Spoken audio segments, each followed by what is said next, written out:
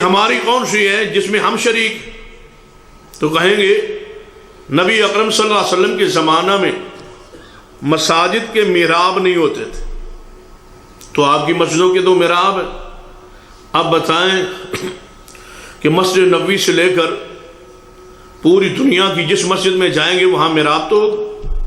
اس پر امت کا اتفاق ہے، اجماع ہے۔ اس پر اجماع ہو جانا ہی اس کی دلیل ہے کہ رسول اللہ صلی اللہ علیہ وسلم فرماتے ہیں میری امت گمراہی پر اکٹھی نہیں ہو سکتی۔ لیکن اگر کوئی کہے کہ نہیں یہ محراب رسول اللہ صلی اللہ علیہ وسلم کے زمانے میں نہیں تھے، یہ بعد میں بنے، تو کیا یہ بدعت نہیں؟ اب بتائیں کہ آج تک کسی عالم سے آپ نے سنا ہے کہ جس مسجد کا محراب نہ ہو وہاں نماز نہیں ہوتی، یا جس کا محراب ہو وہاں 10 نیکیاں زیادہ ملتی؟ ایسی کوئی بات نہیں۔ ایک مسجد کی پہچان علامت کے طور پہ اس کو محراب کی صورت اختیار کی گئی تاکہ اہل وطن کو یا دنیا والوں کو یہ پتا چلے کہ یہ عام کسی کا گھر نہیں ہے، یہ اللہ کا گھر ہے، یہ مسجد ہے، پہچان کے طور، علامت کے طور۔ یہ قرآن پاک پہ غور کریں تو سیدنا زکریا علیہ السلام کے بارے میں آتا ہے کہ وہ نماز پڑھ رہے تھے، وَهُوَ قَائِمٌ يُصَلِّي فِي الْمِحْرَابِ، وہ محراب میں نماز پڑھ رہے تھے۔ جب ہم نے کہا کہ اس کا تو ذکر قرآن میں آتا ہے محراب کا، تو کہنے لگے یہ محراب وہ نہیں ہے جو آپ کہہ رہے، اس محراب سے مراد کوئی الگ حجرہ ہے یا کمرہ ہے؟ میں کہتا ہوں اس سے مراد یہی محراب ہے۔ کیوں؟ زکریا علیہ السلام کی شریعت میں مسجد سے باہر نماز نہیں ہوتی تھی۔ یہ تو محمد مصطفیٰ صلی اللہ علیہ وسلم کا خاصہ ہے کہ آپ کے لیے ساری زمین کو مسجد بنا دیا گیا۔ زکریا علیہ السلام کی شریعت میں مسجد کے علاوہ کسی اور جگہ پہ ان کے دور میں نماز نہیں ہوتی تھی، اور زکریا علیہ السلام کیا کر رہے تھے؟ نماز پڑھ رہے تھے۔ کہاں؟ محراب میں۔ تو ماننا پڑے گا کہ محراب وہ مسجد کا حصہ تھا، اسی کو قرآن نے محراب کہا۔ آج تک جو لوگ پاکستان میں جو باقی فرق ہے، سب کا یہ نظریہ ہے کہ محراب مسجد کا حصہ نہیں ہے۔ اس لیے وہ کہتے ہیں کہ جو امام ہے وہ کم از کم 4 انگلیوں کے برابر محراب سے پیچھے کھڑا ہو تاکہ وہ مسجد کے اندر ہو، کیونکہ اگر وہ سارے کا سارا محراب کے اندر داخل ہو جائے گا تو اس کی نماز، اس کے پیچھے نماز نہیں ہوگی، کیونکہ وہ مسجد سے باہر چلا۔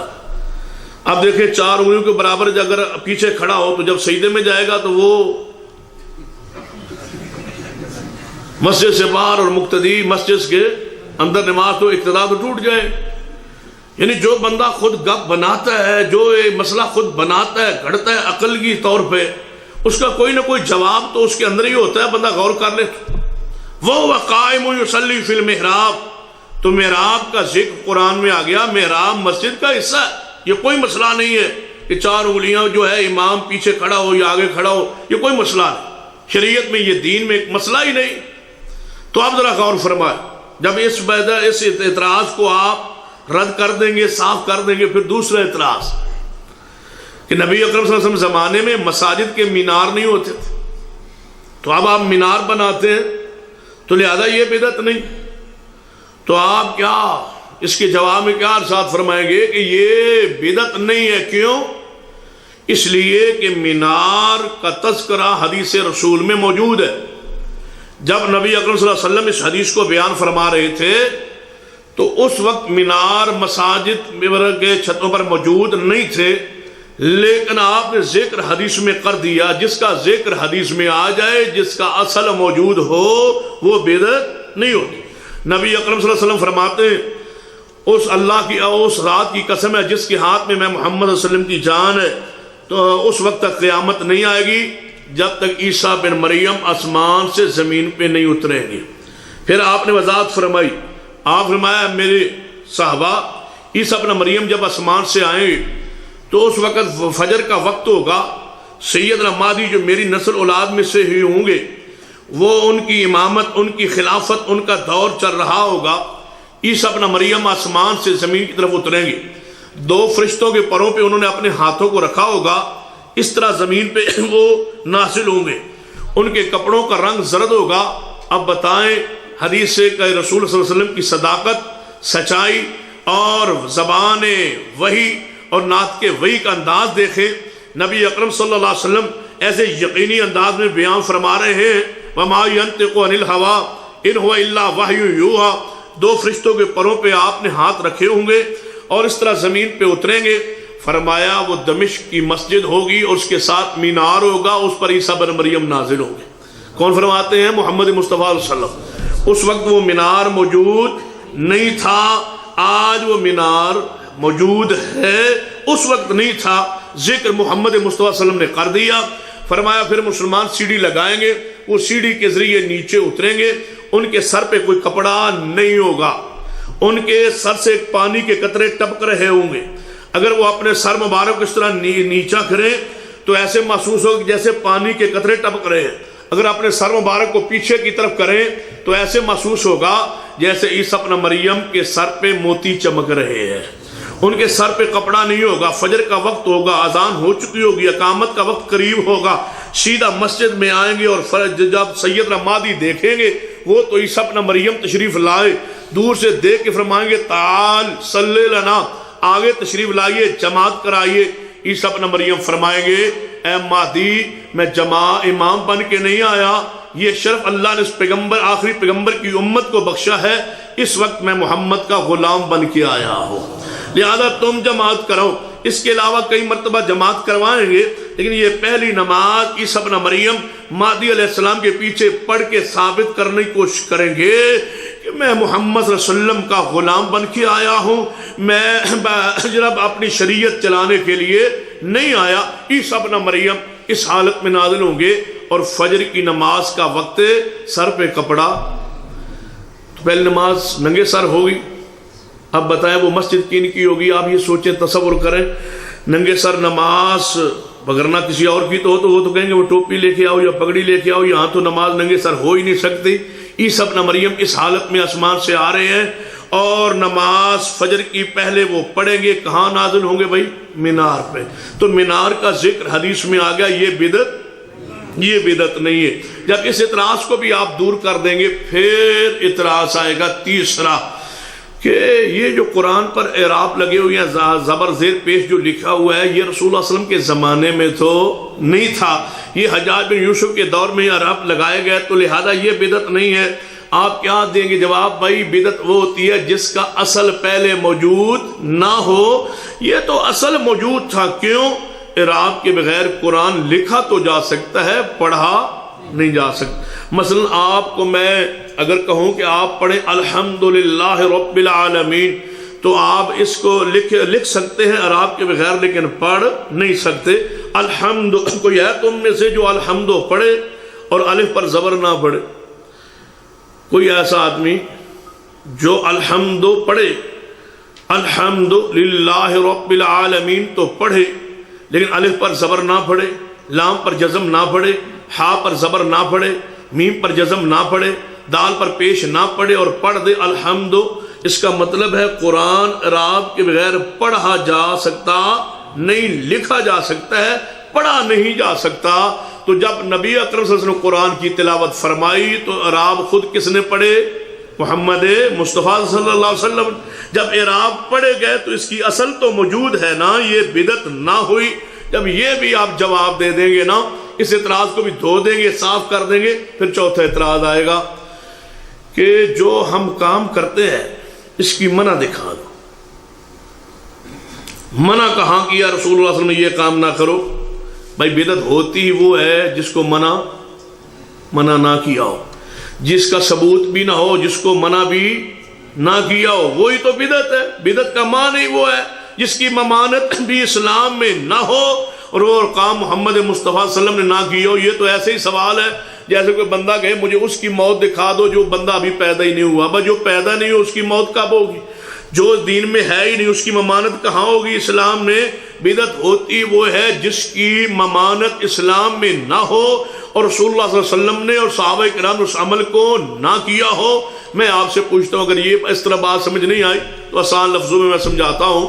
ہمارے ملک میں ایک اذان ہوتی ہے، یہاں تو خیر ہوتی ہے یا نہیں یہ آپ کے علم میں ہوگا، ایک اذان ہوتی ہے ہمارے ملک میں اور اس اذان کے اندر یہ الفاظ اشہد ان امیر المومنین، کبھی سنی ہے آپ نے؟ پاکستان میں تو سنی ہوگی، ہندوستان میں بھی سنی ہوگی، اشہد ان امیر المومنین وإمام المتقین وقاتل المشرکین علی ولی اللہ وصی رسول اللہ وخلیفۃ بلا فصل۔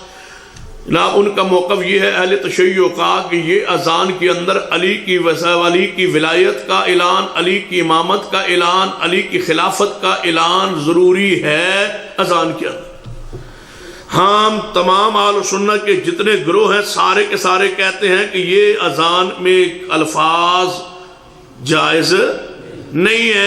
اگر وہ اس بات پہ آ جائیں کہ آپ منع دکھا دیں ہم چھوڑ دیتے، آپ منع دکھا دیں ہم ان الفاظ کو چھوڑ دیتے ہیں، تو ہمارے پاس منع کی دلیل موجود نہیں۔ ہم کیا کہیں گے کہ جب سے اذان شروع ہوئی سیدنا بلال نے اذان کہی، عبداللہ ابن زید کو اذان خواب میں دکھلائی سنائی گئی، سیدنا عمر رضی اللہ تعالیٰ کو خواب میں اذان کے الفاظ یہ سکھلائے گئے، رسول رحمت صلی اللہ علیہ وسلم نے اس خواب کی تائید و تصدیق فرمائی، سیدنا بلال پہلے مؤذن رسول ٹھہرے، انہوں نے یہ الفاظ اذان میں کہے نہیں، پھر عبداللہ بن ام مکتوم مؤذن بنے، انہوں نے بھی یہ الفاظ ارشاد نہیں فرمائے، سیدنا ابو معذورہ مؤذن رسول تھے، انہوں نے یہ الفاظ، پھر اس طرح آگے چلتے جائے صحابہ کرام کے زمانے میں، تابعین کے زمانے میں یہ الفاظ اذان کا حصہ نہیں تھے، اور یہ تو حدیث کی نصوص کے انکار کے مترادف ہے۔ کیوں؟ اس لیے کہ سیدنا علی المرتضیٰ خلیفہ بلا فصل نہیں ہے، خلیفہ بلا فصل تو سیدنا صدیق رضی اللہ تعالیٰ عنہ نے۔ یہ تو حدیث رسول کا بھی انکار ہے، امت کے اجماع کا انکار ہے، یہ الفاظ کسی حدیث میں ثابت نہیں ہیں، حتیٰ کہ آپ حیران ہوں گے شیعہ کی کسی معتبر کتاب میں بھی یہ الفاظ موجود نہیں ہیں، بلکہ ایک شیعہ محقق ہیں پاکستان میں جن کا نام محمد حسین ڈکو ہے، انہیں کتاب لکھی ہے اصلاح رسوم الظاہرہ بکلام الفاطمۃ الطاہرہ، اس میں انہوں نے یہ لکھا ہے کہ شیعہ کی بدعات میں سے، ہمارے شیعہ کی بدعات میں سے یہ بھی ایک بدعت ہے، یہ دین کا حصہ نہیں ہے، یہ اس وقت نہیں تھی، تو لہذا یہ بات سن لیں کہ ہمارے پاس ممانت کی دلیل موجود نہیں ہے۔ بدعت ہوتی وہ ہے جس کی ممانت موجود نہ ہو، اد خود ثواب سمجھ کے اس عمل کو کیا جائے، اسے بدعت کہا جاتا ہے۔ جب آپ اس مغالطے کو بھی دور کر دیں گے، پھر آپ کے سامنے ایک اور مغالطہ پیش ہوگا، جو ہم کام کرتے ہیں یہ کام تو ٹھیک ہی کر رہے ہیں، اس میں گناہ والی کون سی بات ہے؟ جو ہم پڑھ رہے ہیں، قرآن پڑھ رہے ہیں، اس میں حدیث پڑھ رہے ہیں، ذکر اذکار کر رہے ہیں، اس میں بری کون سی چیز ہے جس کی وجہ سے آپ کو پریشانی ہوتی ہے، تکلیف ہوتی ہے، اور آپ کہتے ہیں یہ بدعت ہے، یہ بدعت ہے؟ پڑھ تو قرآن ہی رہے ہیں نا، پڑھ تو اچھے الفاظ ہی رہے ہیں نا، اس میں کون سی بری چیز ہے؟ اب نبی اکرم صلی اللہ علیہ وسلم کی ولادت کی خوشی میں جلوس ہوگا، اس میں درود و سلام ہم پڑھیں گے، اور جناب نعت شریف پڑھی جائے گی، اس میں کون سی وہ پوری چیز ہے جس وجہ سے آپ کو پریشانی ہوتی ہے؟ اب آپ غور فرمائیں، ہم کہتے ہیں کہ اچھا عمل وہی ہے جو محمد مصطفیٰ صلی اللہ علیہ وسلم نے کیا ہے، صحابہ کرام نے کیا ہے، وہ قرآن پڑھنا بھی وہاں جائز نہیں ہے جہاں محمد مصطفیٰ نے نہیں پڑھا۔ مثلا آپ سجدے میں کیا پڑھتے ہیں؟ سبحان ربی الاعلیٰ، اگر آپ سجدے میں سبحان ربی الاعلیٰ نہ پڑھیں، انا اعطیناک الکوثر پڑھ دیں، اور پھر جا کے پوچھے علماء کرام سے، جتنے بھی مفتیان ہیں تمام مسالک کے پوچھیں کہ میری نماز ہو گئی ہے، سجدہ ہو گیا، وہ کہیں گے نہیں، کیوں بھائی میں نے وہاں قرآن پڑھا ہے، کہیں گے یہ قرآن وہاں پڑھا ہے جہاں محمد مصطفیٰ صلی اللہ علیہ وسلم نے پڑھا نہیں ہے۔ اگر اس طرح سمجھ نہیں آئی تو آپ کسی جانور کو ذبح کریں، وہاں پڑھتے ہیں کیا بسم اللہ اللہ اکبر یا بسم اللہ واللہ اکبر، یہ الفاظ کہہ کہ آپ نے جانور کو ذبح کر دیا، بکرے کو مرغے کو ذبح کر دیا۔ اگر کوئی بندہ کھڑا ہو کے کہے کہ نہیں میں یہاں درود شریف پڑھتا ہوں اور جناب جانور کو ذبح کرتا ہوں، وہ درود شریف پڑھے، اجر کی بات ہے، درود پڑھنا بڑی فضیلت کی بات ہے، لیکن وہ جانور ذبح نہیں ہوگا۔ سورۃ الفاتحہ پڑھے، سورۃ البقرہ پڑھے، پورا قرآن اول تاخر پڑھ جائے، لیکن وہ جانور ذبح نہیں ہوگا۔ تمام مسالک کو علماء یہ فتویٰ دیں گے یہ جانور حرام ہو چکا ہے۔ بھائی قرآن پورا پڑھا گیا، سارا قرآن پڑھا جائے تب بھی حرام ہے۔ کیوں؟ اس لیے کہ وہ الفاظ نہیں پڑھے گئے جو محمد مصطفیٰ صلی اللہ علیہ وسلم نے نہیں پڑھے۔ وہ الفاظ جو آپ نے پڑھے سکھلائے وہ کیا ہے؟ بسم اللہ اللہ اکبر۔ وہ الفاظ پڑھیں گے تو جانور ذبح ہوگا، دین کے اندر اپنی مرضی نہیں ہو سکتی۔ مثلا مغرب کی نماز کے فرائض ہیں 3، اگر کوئی بندہ ثواب کے لالچ سے، ثواب کے ارادے سے چلو 4 رکعت پڑھتے ہیں، کیوں؟ اس لیے کہ سورۃ الفاتحہ ایک رکعت میں زیادہ ہوگی، تو ایک رکوع بھی بڑھ جائے گا، 2 سجدے بڑھ جائیں گے، تسبیحات بڑھ جائیں گی، تو جائیں پوچھے علماء کرام سے کہ یہ میری نماز ہو گئی ہے، جان بوجھ کے میں نے 4 رکعت پڑھی ہیں، وہ فرمائیں گے آپ کی مغرب کی نماز نہیں ہوئی۔ پھر پوچھے چلو مغرب کی نماز نہیں ہوئی، پہلی آخری رکعت نہیں ہوئی نا، پہلی 3 تو ہو گئی، پہلی 3 میں نے پڑھی ہے نا، وہ تو قبول ہو گئی نا، اب چوتھی جو ہے وہ زائد ہے، وہ مردود ہے۔ وہ کہیں گے نہیں، اس آپ کی 3 بھی پوری نماز ہی نہیں ہوئی، کیوں کہ آپ نے سنت کے ساتھ کس کو ملا دیا؟ بدعت کو۔ اس بدعت نے پہلی 3 کو بھی ضائع کر دیا، برباد کر دیا، وہ پہلی 3 بھی نہیں ہوئی۔ بھائی عمل وہی ہے جو محمد مصطفیٰ صلی اللہ علیہ وسلم کے صحابہ کرام نے جس انداز میں کیا ہے نا۔ اب کہتے ہیں بھائی ہم جشن میلاد کے قرآن سے حدیث سے دلائل دیتے ہیں، یہ بڑی بات ہے کہ قرآن سے حدیث سے دلائل دیتے ہیں اس عمل پر جو عمل آج سے 100 سال پہلے موجود نہیں ہے، یا 200 سال یا 400 سال پہلے موجود نہیں ہے، اس پر ہم دلیل دیتے ہیں قرآن سے حدیث سے۔ یاد رکھیں، آپ یہ مت سوچا کریں کہ یہ دیکھو نا فلاں عالم ہے، یہ بھی عالم ہے، وہ بھی عالم ہے، یہ دلائل قرآن سے دے رہے ہیں، آخر یہ بھی تو عالم ہے، دلائل قرآن سے دے رہے ہیں۔